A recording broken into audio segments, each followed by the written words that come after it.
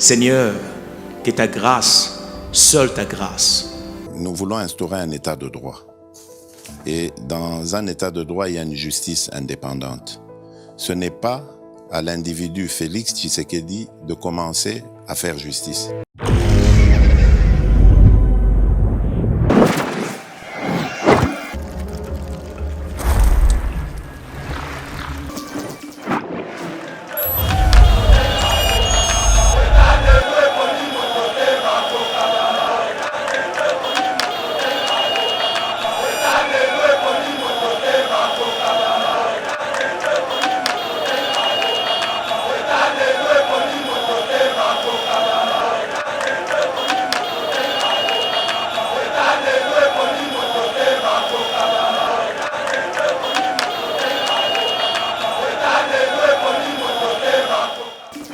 L'État a droit à que tout ça la liberté lui doit appliquer ce que les Congolais veulent. Parce que le chef d'État est au service des Congolais. Que veulent les Congolais? La présidence de la République doit être exclusivement réservée aux Congolais des pères et des mères. Point. L'acte posé par l'honorable Tindi Pouloulou ou un dossier responsabilité a même fardeau qui a déposé proposition de loi et Ezali acte moko républicain et c'est salué. Ezanango, ce que moi j'appelle Ezali retour à l'originalité. Sous-bassement, il y a proposition de loi, il y a Noël Tchani. Ils ont tiré origine dans un article 10 de la Constitution. Là où on parle, il y a origine, il y a Congolais. Qui est derrière Noël Tchani? Ce sont les lois de la République ainsi que les Congolais. Tel que Ngabona, ça c'est la proposition de loi. Seigneur, que ta grâce, seule ta grâce. Nous voulons instaurer un état de droit. Et dans un état de droit, il y a une justice indépendante. Ce n'est pas à l'individu Félix Tshisekedi de commencer à faire justice.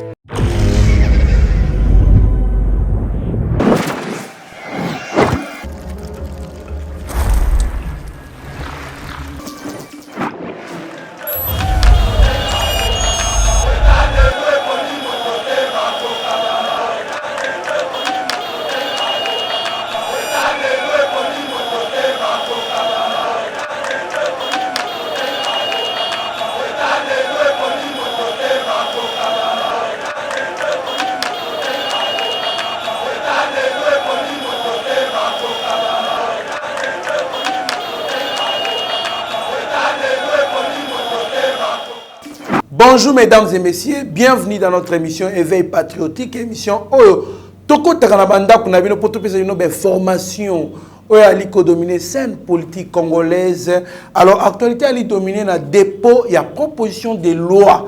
Il y a Noël Tchani Oyo a trouvé qui mutu un député andimi ko ndosé likambwana pour amema Yango, on a Assemblée nationale, puisque Noël n'a pas qualité à redéposer. Alors, c'est ainsi qu'il est passé par un fils du pays, honorable Ntingi Pouloulou Oyandimi, qu'on soit charge, il y a qu'on sauver Mboka, il y a RDC pour déposer loi et qu'on verrouiller accès na président pour sa présidence de la République. Nango, to yambel bino mwana Mboka, Maître Franck Kalolo Oya Kanaba, analyse pertinente pour nous expliquer en détail l'impact. Et puis sur le plan d'abord national, et puis sur le plan il y a homme politique, il y a double plutôt botamina père et mère congolais, de sorte que toi est-ce que loi ne koleka, te koleka, c'est koleka. Maître Franck Kalolo Ozalana pour expliquer par quel moyen koleka, c'est koleka tes conséquences. Il y a d'autres personnes qui non et qui créent trouble, division et consort. Est-ce que réellement trouble, te cause ce qui l'ont éléqué? Namwana Mboka, Maître Franck Kalolo na auto c'est bien dit tout côté na détail. Il y a news tout na auto c'est bien. Mwana Mboka, Maître Franck Kalolo Mboti. Mbote ndeko Trésor Kandolo, mbote n'équipe Mobimba TV, mbote na ba Congolais nyons oyo bazali partout dans le monde. Bonjour, bonsoir, bon appétit sur bozana messe. Mais particulièrement bonjour na DG Kabongo Mwadia Vite. Qui Kabongo Mwadia Vite? Ah bon? Merci beaucoup en tout cas DG Guy Kabongo Mwadia Vite. Puisque vous allez biso na kombo Yeba TV to pesio mbote. Maître Franck Kalolo enfin va déposer proposition à loi ya Noël Tchani.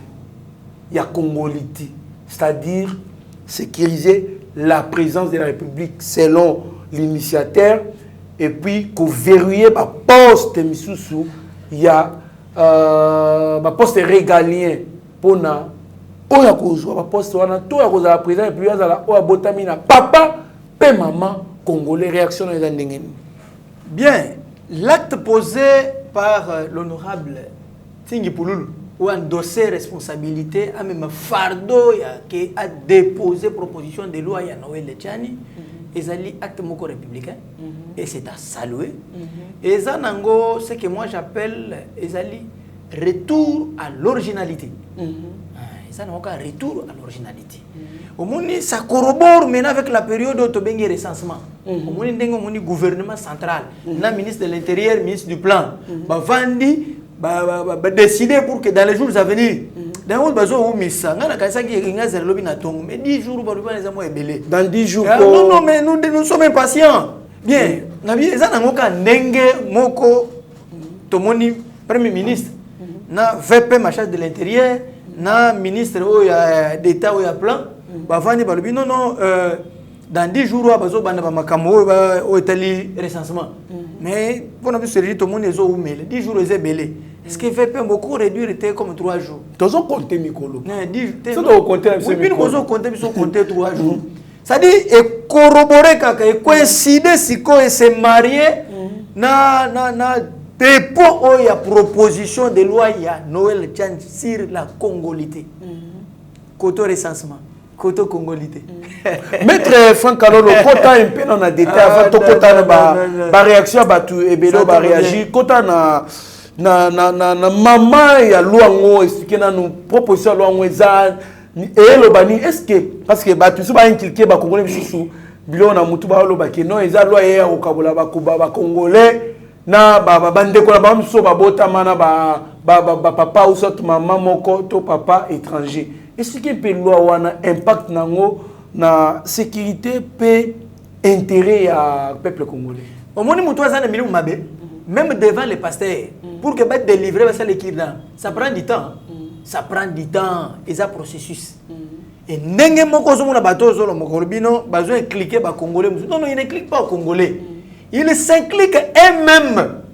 Les soi-disant congolais, on vous appelle tel soi-disant congolais parce que un vrai congolais a zo mona normal. D'ailleurs comme net générique. Hein, comme net générique. Et un net concert mo boye ba livrer gratuit pour produit, c'est-à-dire ba betia mona stade mot de Marseille. Expliquez yo pour comprendre. C'est-à-dire beaucoup le que besoin cliquer ba congolais. Non. Ici sous-bassement il y a proposition de loi ya Noël Tchani.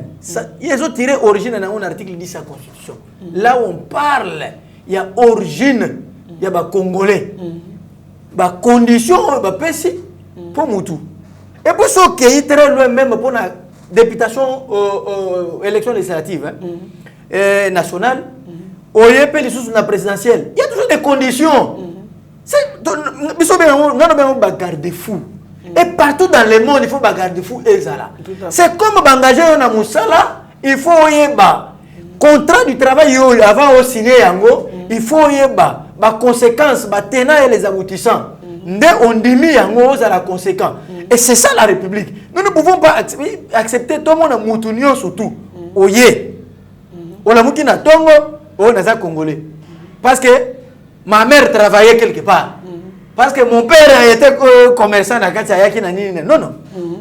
Non. Ou parce que mon oncle paternel, même qui n'a na Congo, Azaki, ami, il y a, par exemple, ami à Congolais, pour ne pas citer les noms. Pour au sul bamisous. Non. Tokoki kondima biloko wana te. Et donc les Congolais d'origine on a minute na zo biso obi problème est générique ya kamoko des pères et des mères de makam des pères et des mères de makam ceux qui ont des mères OK tondimio mais pas la présidence de la République. Merci beaucoup. On doit limiter parce que j'ai comme l'impression que Batouebele Bah, comment préférer qu'à président de la République? T'es étonné, moi, vous voulez sauter. Vous voulez sauter. Parce que plus tard, vous le voyez quand on a cause le candidat président. On a connu un tellement de concurrents, c'est très compliqué, non? Non, non. Ici d'abord d'origine, des pères et des mères. Première condition, là on ne voit pas l'argent. Et je vous assure, avec ces bureaux, composés de Congolais d'origine, et les bureaux ou l'Assemblée nationale? Non, on a eu sauté. On a eu ce bureau. On a continué dans l'Assemblée nationale. Donc, le bureau a un impact. Oh, mais le bureau n'est pas comme ça. Les députés nationaux sont juste élus par le peuple, basés en hémicycle. Mais les bureaux, pour devenir membre du bureau, tu dois être élu par les élus. Donc, c'est une sélection. C'est exceptionnel, mon frère. Ce n'est pas donné à tout le monde. Comme un peu membre à bureau tel. Non. Il y a des critériums. Il y a des conditions. Quand vous remplissez là-bas, il y a un moment où on a candidature rebelle, on dépose ma candidature, on a Maître Franck, tu as dit 215 députés nationaux qui ont soutenir Honorable Ntingi Pouloulou, mais à dépôt qui c'est 260. La majorité a presque déjà voté cette proposition. Baza 332. Ah, mais tu as dit c'est osé la mot. Avocat député. Je suis l'avocat de 5 députés. 5 députés nationaux, je suis leur avocat conseil. Maître, donc nous sommes 260. Ici, on a avocat et député. 5 députés ici. Les députés nationaux, 5, je suis leur avocat conseil. Donc, on a vu ma maman bébé. Donc, on a 332. On a vu 332. Peu vote, on a 338, 340. Ah, tu as beau. Mais tu as beau. Au micro, ça va se coller. Oh. Maître, on a trop sur. Mais on a trop sur. Est-ce que la députée est ensemble pour la République? Il y a Moïse Katoumi parce qu'on a vu. Tu vas réagir. Est-ce que les députés ensemble vont soutenir la loi parce qu'ils font partie de l'union sacrée? Admettons que cette loi, c'est une loi qui sécurise la nation congolaise. Non, ici, là, il y a pas FCC. Il n'y a pas les députés de l'ensemble. Ensemble, caché, ni FCC, ça n'y a pas de plateforme. Tous les députés, c'est des députés de l'union sacrée. FCC, c'est opposition. Dans le lobby, boyété. Pour répondre à ce que le FCC a Congo. Programme du gouvernement défendu par Sam Lokon. Bazali, combien de missiles? Combien de votes? Ça ne vous dit rien. Vous avez des yeux, mais vous ne voyez pas. La politique, ce n'est pas des connotations. Oh, Kingani, Kingani. Oh, député. Mettre là sur loi, et qu'on a voté. Déjà 332. Mais non, c'est déjà une loi, c'est la formalité. Je vous assure.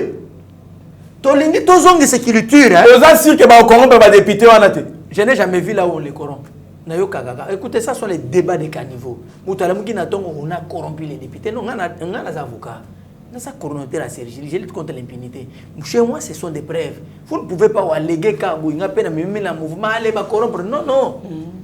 Quand je vous dis avec des assurances, parce qu'il y a des avocats, il y a 5 députés nationaux. Je sais ce que je vous dis. Hein? Il y a des questions sous oral avec des débat et les cas place. Oui, on a payé les cas. On a sali. Ah bon? On a travaillé, on a passé ma matière, on a donc, ce sont des choses que je vous dis. Des choses vraies. Cette loi passera. Et qu'on les a score mokolu. Donc, on ne vise personne. Et moi, j'aime quiconque.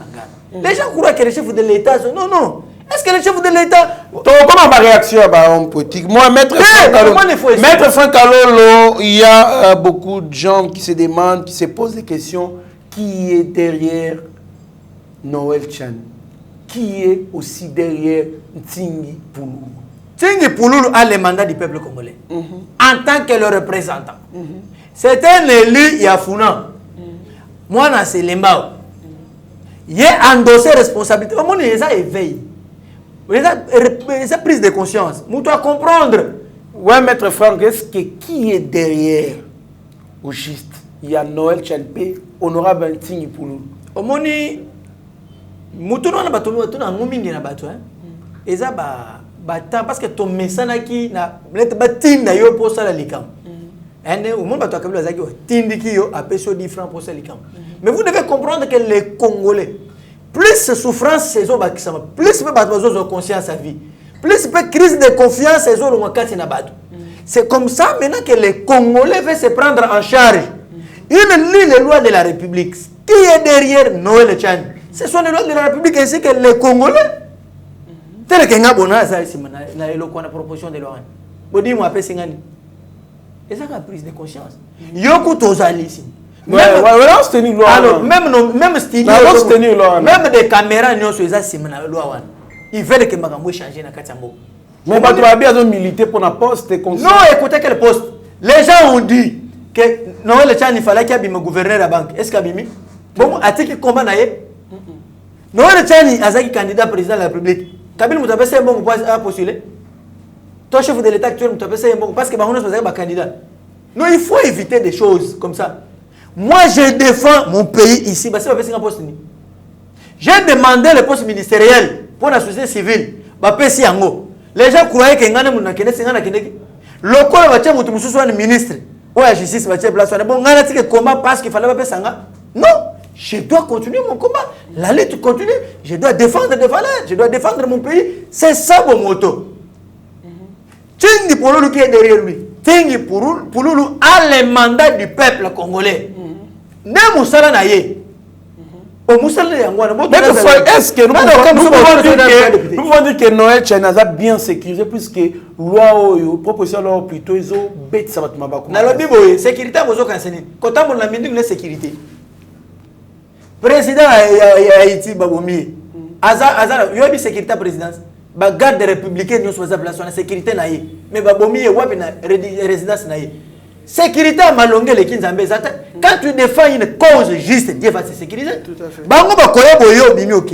Nous ici nous les combattons, tu attaques bango place na tozana ba policier nasi. Mais on est là non. Merci beaucoup maître Franck Kalolo.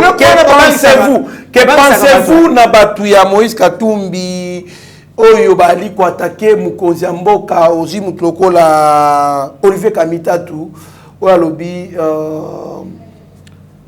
Baye Bakavalère a Moutsoko perdre. Kabila, s'il vous plaît, ça Kabila a yakoye ba importance. Il y a Moïse Katumbi après l'avoir perdu. Est-ce que pour Olivier Kamitatu, le col ya zole bifte qui pas Katumbi. Nous est-ce que nous bénéficions de chez Katumbi? Donc Congo est salimika pour Olivier Kamitatu, pour Katumbi, donc ngai mettre franc te. Yo kandolote. Bana na bisote. Non, il faut éviter ça. Il justifie son argent qui touche là-bas. C'est son travail. Il justifie son argent. C'est comme ça qu'il faut comprendre. Les Congolais doivent comprendre que c'est un monsieur qui justifie son argent. Lui, il a commencé avec Moïse. Olivier Kamitatu, oui, parce que... Il a commencé avec Jean-Pierre. Non, mais c'est ça. Abandonnant Jean-Pierre. Azam. Aïna Kabila. Moïse, Banani Azawa. Les deux Zana Katumbi. Vous croyez que de telles personnes sont des infidèles politiques? Il justifie son argent. Vous comprenez? Ça n'engage que lui. Ça, c'est de 1. De 2. Quand il s'engage que Moïse a sala batute. Moïse a sala batute. Oyo, c'est pour la opinion naïe. Soutenir l'opinion naïe, c'est pas il faut dissocier. Hein? Tout mécanisme classé parallélisme, c'est la place où vous pensez que ceux qui Moïse Katumbi a l'union union sacrée Mokozamboka a gagné l'élection de 2023. Soit soutenir Mokozamboka. Non, écoutez-moi. Pourquoi seulement proposition de loi est à la Gagaya Moïse Katumbi? Est-ce que bon monde vraiment awo? Noël Tchani a lobby que Naï n'a pas Moïse Katumbi. C'est une condition qui doit frapper tout le monde. Alors nous devons être conséquents. Quand ça frappe tout le monde, nous devons être conséquents. Même moi, ça me frappe. Je dois m'interroger. Est-ce que nous avons un yango toté? Pour nous avons un candidat, par exemple. Donc il faut éroder. Si tu n'as pas des ancêtres congolais, tu peux même ressusciter d'autres ancêtres. Oui, na bango okundi total que non, bao bazabo. Que de prendre l'État, Moïse Katumbi, moi je ne peux pas venir ici, na bandolo ba personnalité à Moïse Katumbi, tout ça, non, est-ce que Moïse me paye moi? Voilà, il me paye. Maître Fakalolo, Moïse ne vous paye pas. Ils sont nombreux. Parce qu'il y a des Congolais aussi. Vous comprenez? Oyo pe babotamaka awo avion qui tient babotami awo. Batusu babaki soki kaka loi ne leki Congo kabwani. Nana total Congo kabwana. Congo depuis kala kutu babundi sango kabwana atende lelo ko. Tolanda nani. Eza kutu ba batone muyambo akoloba ko belela lobi. Peuple katangé bino surtout tozala bomoko to telemena. Ba loi diabolique il le représente quoi politiquement actuellement il le représente quoi politiquement azana combien de bateaux simanaï en tant qu'avocat oui mais politiquement il le représente quoi mais alobi katanga il faut pas se mobiliser ba bango tout simaya est-ce que y a aleki arrogance oyo ojo ni nobi azaki na ngona katanga y a aleki arrogance donc histoire il y a politiquement vraiment maître Mouyambo Batoni Mouyambo politiquement parlant il y a l'équipe force aujourd'hui nous bien ça qui mais le nous bien ça le exil la nature ne vous enseigne tellement pas vous êtes pas lui est célèbre Korekakung Nakatang. Il y a tellement de la congolité. Mais il y a tout parce que c'est une magasin salaté. Bache Kyungwana na popularité, bache na popularité. Écoutez, rien ne sera divisé dans Congo. Le Congo n'est pas Congo pour un seul individu. Avant que l'individu la soit né, le Congo existait. On dit Kabila a regretté Moïse Katumbi. Est-ce que pensez-vous que le président Félix, avec l'apport que Moïse a apporté dans l'Union sacrée, 70 députés, si je ne m'abuse pas, est-ce que ceux qui les lobent se décider que les ministres ensemble, les ministres qui sont consorts, Ndenge Nayoki, conseiller Anani, Moïse Katumbi, va tirer les conséquences ou s'imposer. Les députés, il y a ensemble, et puis les ministres, il y a gouvernement Samalukondo, ils ensemble. Va tirer les conséquences et aller s'imposer pour écarter Moïse Katumbi na élection présidentielle de 2023. Conseiller il y a Moïse Katumbi. Ah, on les a de côté. Conseiller à Moïse Katumbi. Député national. Conseiller à Moïse Katumbi. C'est ça la beauté de la démocratie. Oui, oui. Vous comprenez? Azako exprimer mécontentement kaka. C'est-à-dire, ils se reprochent eux-mêmes. Pourquoi ils doivent se reprocher? Pourquoi? Ça, c'est son conseiller privé à lui. Vous comprenez? Asa président équipe en football, Asa homme d'affaires, Asa va conseiller. Conseiller à Mundala. Non, mais ça n'engage que lui. Politiquement, ça quel impact? Il s'est exprimé en tant que Congolais. En tant que leader, selon il pas bataille moutouté. Mais on se sentir touché pourquoi? Il y a des députés est-ce que tu sais qu'il y a des députés de l'ensemble? Tous les gens Moïse. Ils sont là nombreux. Maître Franck Kalolo. Ils sont là nombreux. Maître Franck Kalolo. Ça ne vous dit rien. Maître Franck Kalolo, député Pona yo, loi ne faut les capona ni. Pour sécuriser Mboka. Vous comprenez? Eza bouclier. Eza Jéricho. Ba conséquence ni nezalaka. Eza mire de Jéricho. Ba likola na biso ba yo ka ba conséquence ni nezalaka soki tozana mokoza boka dali étranger. Oui, bah conséquence c'est ça qui est pas à 50%. Non, je vous dis conséquence c'est ça simple. Bazo répondre à besoin du peuple congolais. Il ne travaille que pour les intérêts ya bango ba boka na bango. Bazo kende mingi kotonga ke pa na bango. Yebi sanga ba biloko malongo basela même kabila sa biloko malongo nini. Aw. Kinga kati zanda ko nemo kwa sali ko. Pourquoi to kuni faut pesa mbongo ko te pa na yi. Il fallait qu'il y ait bongiso zo ezaya. Basali bazo ezao. Ba bomizo po ba chaba nyama kuna na kinga kati. Nini ya botanique ezao. Est-ce que bongisi yango? Mais c'est ça. C'est là où je vous dis maintenant que les étrangers, bateau oyo baza un esprit mabe oyo ya mboka te mais bato suba loba que président ya mboka président actuel azali congolais loko nini ya malonga selon bato misusu biloko malonga nani o ba benga biso ba téléphone non nazo bisa yo biloko malongo ke o tozana ba mobutu tozana ba musée elo nini ya malonga basala ba sanction pour la impunité.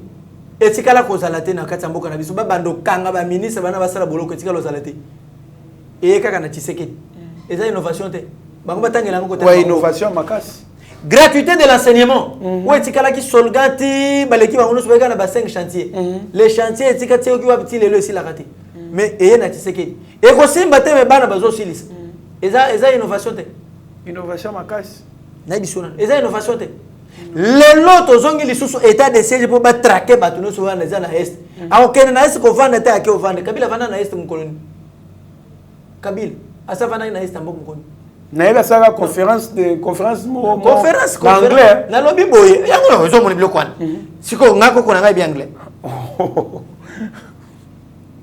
non comment vous devez nous amener babiloko mo boye oye Congo est un pays anglophone. Communiquer na munoko yo batu balingi. Ozo comprendre. Communiquer na munoko yo batu balingi. Batu bazaki awa soki balobi na tongo po yo ka kabila lo bata van nekal. Beaucoup font nabino mo manabino. Mais crier seulement le matin aujourd'hui. On a son nom Félix Antoine Tshisekedi Holanda. Et il doit appliquer parce que c'est les Congolais qui demandent. Il est au service. Il y a peuple congolais. Pour moi, il y a des questions à célébrer pour sanctionner. Vous comprenez? Et ça, Babylon, comment ezali ba innovation moko boye, ou ba simplicité kondima. Ba fingi ba lobi moto andimi. Boye to solo la to sala. Bazo traquer pena ba tout que oye boye moni ba cantine ba citer na mayo ba policier ba ndo me biswan. En tout cas, soutenir ba marche nous. Ou ils ont moins innovation. Pour nga na saki ba marche na kutanika na batu oyo ba policier oyo soki major kanga ya limité. Ou ezaki na esprit na bato ya kabila wana biso zo tambola pona ba restituer les biens de l'état détourné au te marché silia on a jaki otembe na bien osimba te plutôt jaki na destination omoni biloko wana ezaka te na tango kabila wana una mukamba to muchambola bra ba pesingani ata ba pesa instruction ba pesinga instruction ya lo ba ko mu gouverneur ngobile mutu apesa instruction na bengi gouverneur ngobile o zena kaso mutu apesa instruction na bengi zena ni tout ça ouais mais ça donc il y a des choses comme ça que continuer na nini ba innovation congolais ne soit comme nous tous en état de droit social na ngai ngana ufunda yo ezalate. Nous avons vu des procès dans ce pays, on arrête quelqu'un au téléphone, on instruit le magistrat au téléphone et na avocat azui bo na téléphone ba bengi na téléphone il ouvre un dossier sans plainte ba mandat de comparaison ba kangi mutu ba mekene kuna umukamata ana chambula rais chambula rais umukamata mubanga biloko wana ezati. Aujourd'hui, la innovation, l'ANER ici. ANER, qu'est-ce qu'on a? Yo, quand on a ANER, ANER. ANER, on est là qui, ceux qui battent le bajan ANER, bazaki bajan ANER, à Kalabazai, na ba Motorola, ya Kalomuni, à Soumeta, ba Motorola, na ba magasin ba chinois, azaka nangubo, azo bangi, sabatuna ba fini. Bon c'est, même maintenant la innovation pour répondre à batuna wana. T'es na solo ba ouais, to kono chité maître. Et kasina la innovation. Mais bon le bien loko c'est que dia célité. To chité sans que tout le makamone. C'est une réponse et ça par réponse na bituna na bango na obazo ba passer loko moté.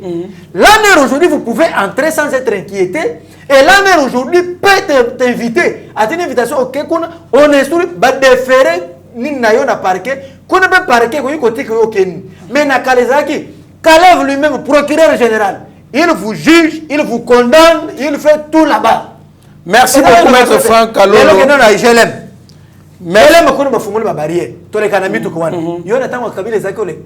Merci beaucoup, Maître Franck Kalolo. Mingi a Kolobezali. Mais Maître Franck Ali Moutoutouzane, chaque jour, il y a en permanence on a Yeba TV. Maître Franck Kalolo, en tout cas, merci pour ma invitation. Sur la caméra, il y a Steve Konde, HD, Mike Chiswa Karabi, Mokoko, Opesa, Malobano Yasuka. Mo Yasuka Izali, que de père et de mère, Nelikam. nous devons défendre la couleur congolaise. Congo est un peu comme Abisso, et c'est de défendre. So Bisso défendre Angote, nous doit défendre Ango à Sati. Et ça n'a pas qu'à Kabi Kourouji Tozu pour corriger les erreurs du passé. Et ça n'a problème te. Parce que c'est moutou te a postulé te. Postuler na yo so moni que aux Congolais des pères et des mères. Mais la présidence de la République. Ça on nous souligne au président de la République. Ah ça les Kamouté, oh t'es chef de l'État. Non non. Chef de l'État ça n'a droit à biso que tout ça le biso te. La liberté en biso zolo ba. Lui doit appliquer ce que les Congolais veulent. Parce que le chef d'État est au service des Congolais. Que veulent les Congolais? La présidence de la République doit être exclusivement réservée aux Congolais des pères et des mères. Point. Merci beaucoup, Maître Franck Kalolo et Ali Passimingi, Papa Sombilupangu nae, Abina Bougalupangu, Naocha, Bakombo et Basuccesseur, Nango Bazali, Banananga, Ongana Bouti. Officiellement. Mais ma cousin, Bali côté les mina, Papa Tchabakouma Banana Bougalupangu, c'est ça. Merci beaucoup, Nabatnyos Tubanana Bisso. Vous étiez vraiment nombreux. Merci. Nazé Philomé, Stéphane Kankou, moi je Kankou la première. Merci beaucoup. Na Papa José Mboui. Merci beaucoup. Na Batu Nyoso Banabiso, Guilhem Pinda, Oben Chiswaka, Maman Clara, Maman Céline, Papa David. Merci aussi na Enoch Mpungu. Merci na équipe Mbaeba TV. Restez branchés sur notre chaîne. Vous ne serez en aucun cas décimés. Vous êtes maître de son silence que plutôt esclave de ses propres mots. Merci. Seigneur, que ta grâce, seule ta grâce. Nous voulons instaurer un état de droit. Et dans un état de droit, il y a une justice indépendante. Ce n'est pas à l'individu Félix Tshisekedi de commencer à faire justice.